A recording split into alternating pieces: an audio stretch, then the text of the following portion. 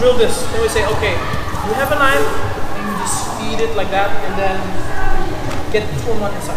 Do it again, and you go 2 and 1 outside, or switch sides. Okay? We have not so many minutes left, so I'm just going to give you the last part. How do you fight with this one? So I'm going to give you the first one here. I'm going to use my friend here, and all I'm going to do, number 1 is just this. You're here, you stab. Put control.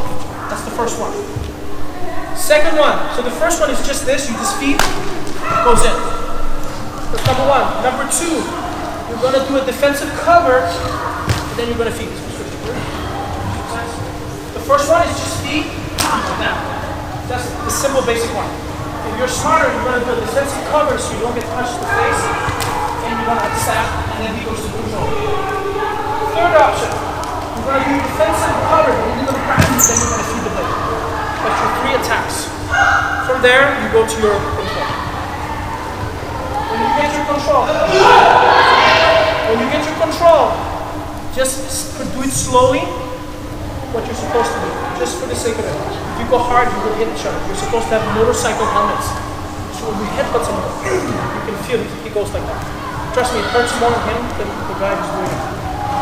So number 1, the stab. Notice I'm not doing this. I'm doing this. Okay? 2, defensive cover, feed. 3, grab, then feed. Okay?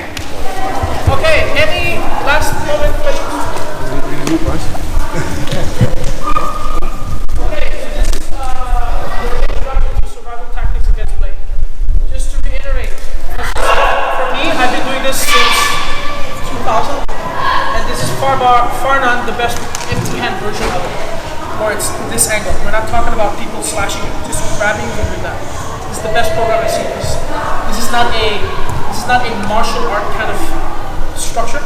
It's stuff that happens in prison. Shanks, screwdriver, it's that. So there's no slashing.